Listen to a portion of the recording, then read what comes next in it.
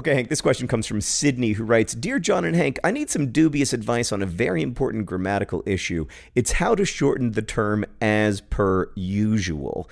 People usually say usual out loud as uge, like as per usual. By the way, when Sydney says people, I think Sydney is referring to her peers who are, I'm guessing, 24 years younger than I am.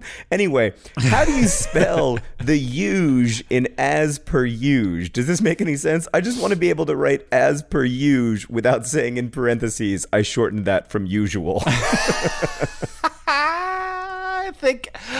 I mean, Sydney, you are my hero on every level. I love every part of this question. I think it's pretty clear. I think it's Y-O-O-J. It's not Y-O-O-J. If you write as per Y-O-O-J, people will actually pronounce.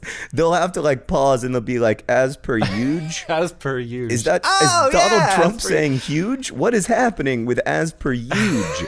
No, you got to get the shh in there. So I'm going to go Y-O-O-S-H, as per usual. Nope, that doesn't work either. No, definitely not. Definitely not. It's huge. It's Y-O-O-J. W-O-G-H. As per woosh. That's whoosh. That's an existing word, W-O-O-S-H. We can't use an existing word. I said G. G-H. G-H. But anyway. Okay, I'm going to go with... As per with... whoosh also works. I'm going to go with U-D-G-E-E. The second E is silent. It could be pronounced Udgy, but I think that it will get across huge. This is an incredibly difficult question, Hank. This might be the hardest question we've ever been asked to answer on Dear Hank and John. Y-O-U-S-H, as for ush. Nope. As per ush, as per huge. Ush with a J. You got to get the Y-O-U-Z-S-H. Huge. Y-O-U-Z-S-H. I mean, that is definitely wrong. I'm looking at it. I just typed it out. You're close though. I think it's also more letters than usual, just to be clear. Well, yeah, no, there's definitely no way to spell it with fewer letters than are in usual. No, Y-O-O-J. Y-O-O-J, huge. But doesn't huge sound like Donald Trump saying huge? It does, yes. You've got to get the sh in huge. Is it Y-O-O-S-H? That's yush. Dang it. As for Y-O-O-J-S-H? As for yush? Y-O-O-J-S-H. I don't dislike Y-O-O-J-S-H, although it looks very weird.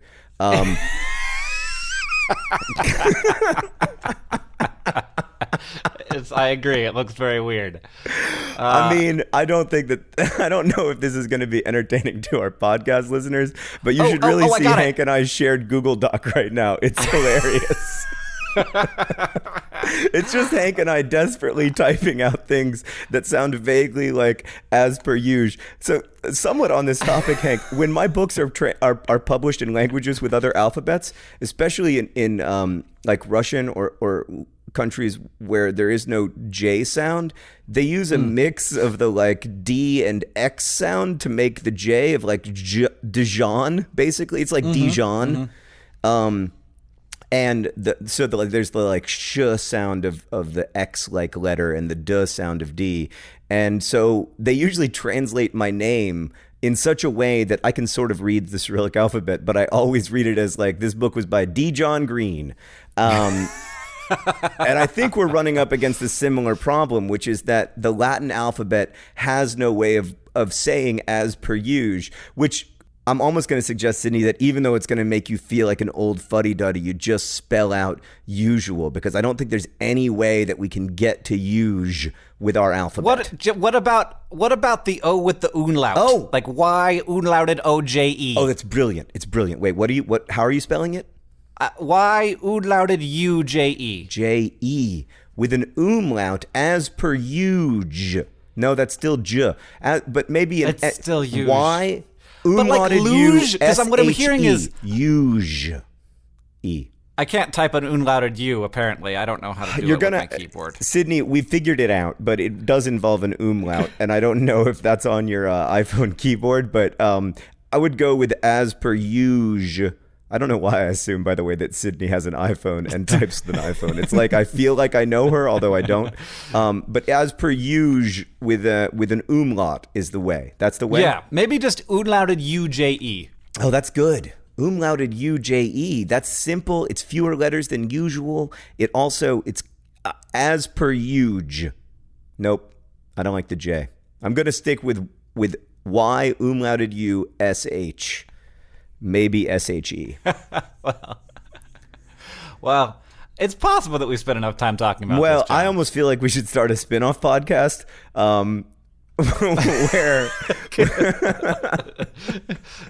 where we just decide upon new spellings for abbreviations. I'm into it. We need to get to an important topic in last week's podcast, which is that is it the spelling and pronunciation of usual? it is the spelling and pronunciation of usual. We have never experienced quite the deluge of emails, tweets, etc. in the spelling of usual. What I found most fascinating, this is how to shorten the word usual. What I found most fascinating is how many people were completely convinced that they knew the correct spelling of usual and that all the other spellings were stupid. Yeah, specifically the ones who were clearly wrong. And yet everybody's spelling disagreed with everyone else's except for the one person who was an actual linguist. Oh, yeah. We had several. I felt as if we had several linguists commenting on the matter and indeed cringing at our armchair linguist. What do you linguicity? What is the linguist version of philosophy? I believe it's linguicity. I believe that's correct. Armchair linguistics. I did it. I remembered. So somebody wrote in with a link to an extensive linguist conversation on this topic, and I just want to read a little bit of it. We'll link to it on our Patreon, patreon.com/Dear Hank and John.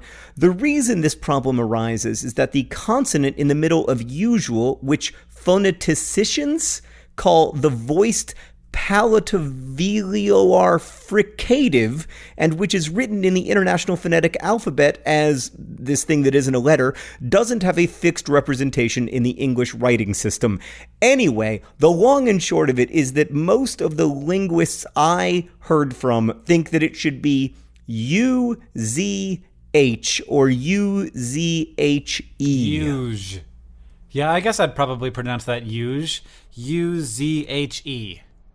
But I will say that, Hank, on this website, there are lots of linguists, proper linguists, fighting this out about how to best represent uge in Latin letters. So we are not alone in feeling, kind of lost in this conversation. I also have to say that, Catherine, I got home from work, I walked into my house, and I hear my own voice and yours coming from upstairs.